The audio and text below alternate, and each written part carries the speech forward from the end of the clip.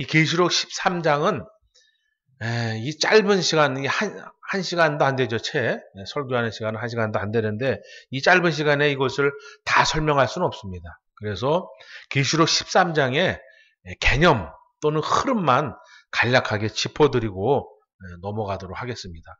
자세한 거는 1대1로 수강 신청을 하시면 자세하게 알려드리도록 하겠습니다. 자, 일단 계시록 13장은 세 단락으로 나눠집니다. 세 단락. 첫 번째, 두 번째, 세 번째 단락으로 나눠지는데, 첫 번째 단락은 1절부터 10절까지. 그 다음에 두 번째 단락은 11절부터 15절까지. 세 번째는 16절서부터 18절까지. 이렇게 나눠집니다. 첫 번째는 뭐냐? 정치에 관한 겁니다. 정치에 관한 거고, 두 번째는 종교에 관한 겁니다. 종교. 그리고 세 번째는 경제에 관한 겁니다. 경제에 관한 거. 그래서 앞으로 어느 시간, 어느 때가 되면 전 세계가 하나의 정치 체계로 또 하나의 종교, 하나의 경제로 이렇게 계속 묶여지고 하나로 이제 통일돼서 이렇게 가는 것을 볼 수 있습니다. 앞으로 이제 어느 시점이 되면, 어느 때가 되면 이 세계가 하나의 정치로, 하나의 종교로, 하나의 경제로 이렇게 모인다 이거예요, 모여. 근데 지금도 여러분이 이제 이렇게 세상을 이렇게 가만히 보시면, 지금 세상에서 이제 예를 들면 양대 산맥이 있다라고 하면 어디가 떠오르십니까? 그래서 어찌됐든 간에 전 세계 패권은 인정하기 싫든 좋든 미국과 중국에게 있다. 근데 이것이 점점 가면 갈수록 더 도드라지고 더 자리를 잡아간다 이거예요. 근데 이 두 국가가 서로 체제가 다르다, 체제가. 그죠? 하나는 자유를 중시 여기고 하나는 거시기를 중시 여긴다 이거예요. 그래서 결국 대립 아닌 대립을 지속적으로 지금도 하고 있다. 근데 어쨌든 우리는 미국의 눈치도 보고 중국의 눈치도 보지만 앞으로는 그것이 우리뿐만 아니라 전 세계가 이 두 국가에 의해서, 두 국가 또는 어떠한 양대 산맥에 의해서 전 세계가 하나로 모여져 갈 수밖에 없다라는 것을 지금 계시록 13장에서 설명해 주고 계신다 이거예요. 그래서 지금은 이제 뭐 두 국가뿐만 아니라 많은 국가가 존재하고 있지만 어찌됐든 간에 눈치를 보는 건 사실이다. 근데 이때 가서는 눈치가 아니라 어떠한 형태가 됐든 두 국가에 의존을 하던 거기에 이렇게 귀속이 되던 속국이 되던 여러 가지 형태로 이제는 양대 산맥이 되고, 그것이 계시록에 보면 두 국가 간의 세력이지만 나중엔 이것이 싸워서 하나의 체제로 뭉쳐진다라고 되어 있죠. 그래서 하나의 체제로 뭉쳐지는 게 바로 계시록 13장에서 설명하는 것이다. 지금은 은혜 시대이기 때문에 다민족 다국가로 살아가지만 언젠가는 양국 체제, 또 더 나아가서는 일국 체제로 이 지구는 가게 되어 있다 이거예요. 그것이 계시록에 예언되어져 있다. 언제? 2000년 전부터.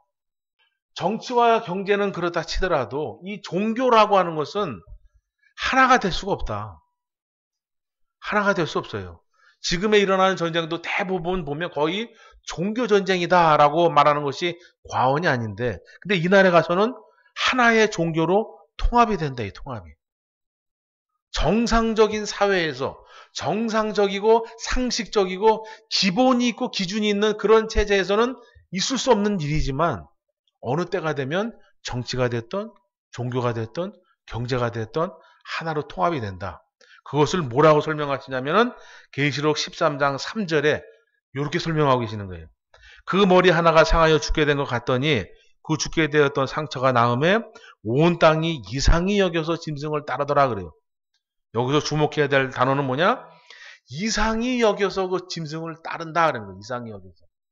그러니까 정상적인 세상이 아니고 이상한 것이 이 세상에 드러나도 그것을 따를 수밖에 없는 그러한 흐름으로 가는 세상이 이때다 이거예요.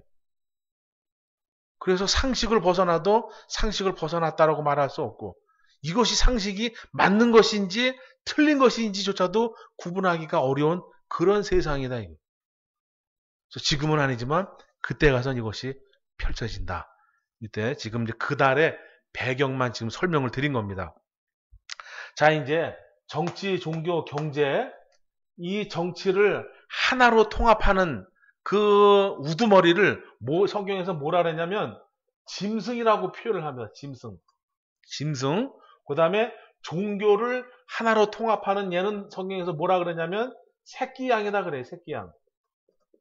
새끼양이다 그럽니다. 그리고 이 경제는 뭐냐? 이 둘이 힘을 합쳐서 이 세계의 경제도 하나로 통합을 하는 거예요. 그래서 계시록 13장에서 여러분이 아셔야 될 거 뭐냐? 짐승이라고 하는 놈이 뭐고 새끼 양이라고 하는 것이 누군지 요것만 아셔도 계시록 13장은 다 이해하시는 겁니다. 그래서 짐승이 누구냐? 여기서 보면은 이제 뭐 바다에서 이제 올라오는데 뭐 뿔이 10개가 있고 머리가 7개고 그 뿔에는 열면류관이 있고 또 머리에는 참냄된 것들이 있고 뭐 표범도 나오고 사자도 나오고 독수리도 나옵니다. 이거 다 이해하려면 너무 복잡하죠. 그래서 여기서 쉽게 보는 건 뭐냐? 정치를 통합하는 정치의 권세자가 이 짐승이라고 하는데 이 짐승이 어디에서 나오냐면 바다에서 나온다. 바다. 그리고 이 종교를 통합하고 이 새끼 양이라고 하는 얘는 어디서 나오냐면 땅에서 올라온다. 땅에서. 이 두 가지만 이해하시면 쉽다. 그래서 바다는 성경에서 뭐라고 표현하냐면 세상을 표현합니다. 세상. 이 세상을 성경에서는 바다라 그러고 바다의 영적 의미가 이 세상입니다. 그걸 예를 들면 이런 거죠. 자, 바다가 보면 물이 있죠. 물, 그죠? 여러분 목마르시다고 바닷물을 마시면 될까요? 안 될까요? 바닷물을 먹으면 소금이 들어가 있기 때문에 삼투압에 의해서 더 갈증을 느끼죠. 심할 때는 결국은 죽는다. 이게 죽어. 그런 것처럼 이 세상은 아무리 움켜쥐려고 하고 해도 움켜질 수가 없다. 움켜질수록 더 목마르다. 여러분 지금 여러분 기준에 나는 이 정도의 돈만 있으면 더 바랄 것도 없이 행복하겠어 라고 하는 그 기준의 금액이 얼마입니까? 우리 예를 들면 한 10억만 있으면 내가 더 이상 크게 힘들지 않고 그냥 노년 제일 재밌게 즐겁게 이렇게 그냥 주만 믿으면서 살아가겠다 라고 기준을 세워놔서 10억을 모으면 거기서 과연 사람이 멈출까요? 10억이 있으면 요거 가지고 한 20억까지 불려볼까? 또 20억 있으면 100억까지 만들어볼까? 이런 생각을 갖는 게 당연한 인간이다 이거예요. 그래서 결국은 내 기준을 내 목표를 여기다 세워놔도 끝없이 계속 욕심이 생겨나는 게 우리 세상의 문화고 세상이다 이거예요. 바닷물을 먹으면 먹을수록 더 갈급한 것처럼 이 세상도 더 욕심을 내면 욕심을 낼수록 더 갈급하다 이거예요. 그래서 바다를 세상으로, 세상을 바다로 성경에서는 의미하고 있다. 그래서 이 정치 권세자 짐승이라고 하는 놈이 어디서 나오냐? 바다 이 세상에서 나온다. 이 세상에서 어떠한 영향력 있는 사람이 어떠한 단체, 어떠한 것에 의해서 이제 뭐 선출이 되든 뭐가 됐든 그가 등장하게 되고 그가 이 세상 패권을 쥐고 움직인다 이거예요. 그 다음에 이제 11절서부터 설명하는 종교 권세자라고 하는 얘가 있다. 종교 권세자. 얘는 땅에서 올라오는 거예요. 땅.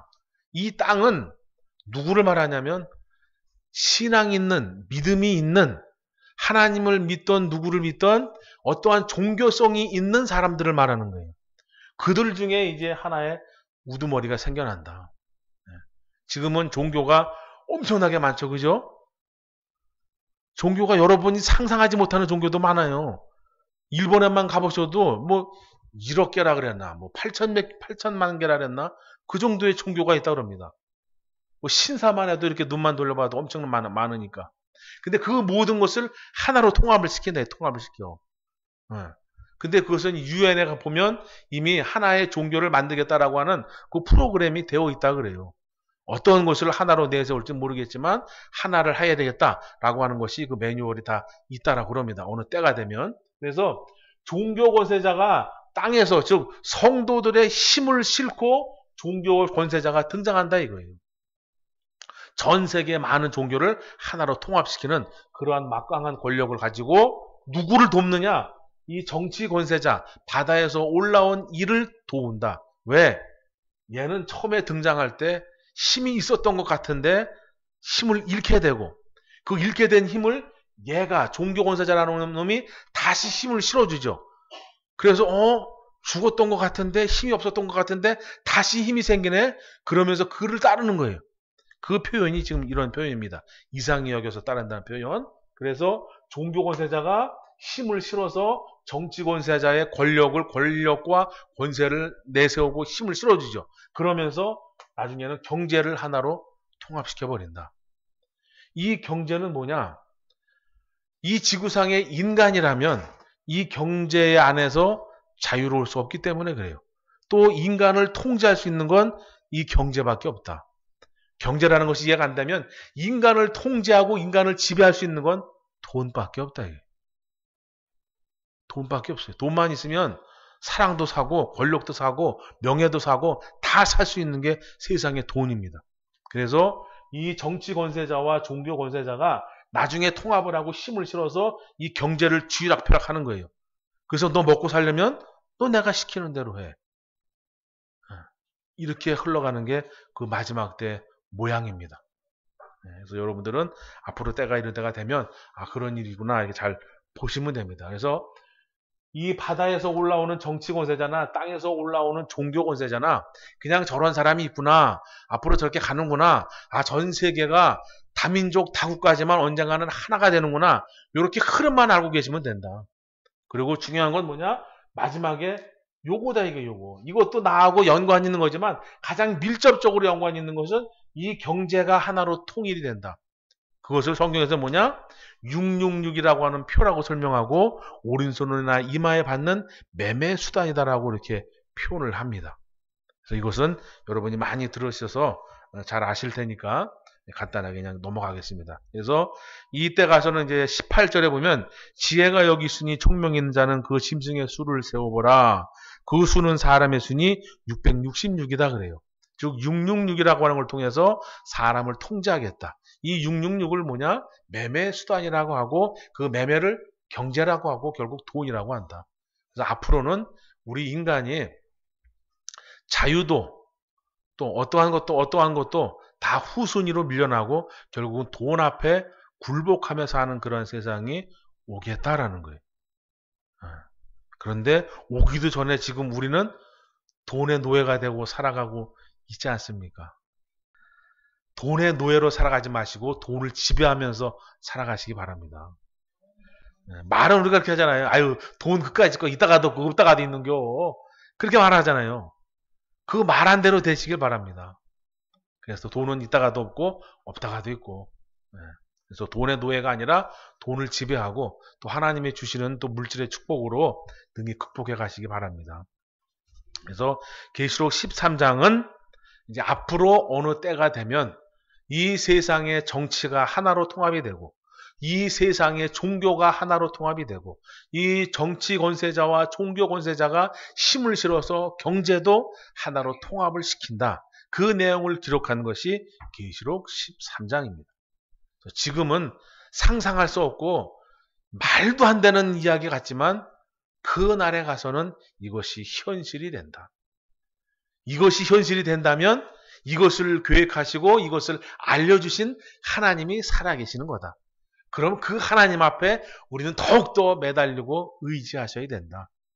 이 말씀을 드리는 겁니다.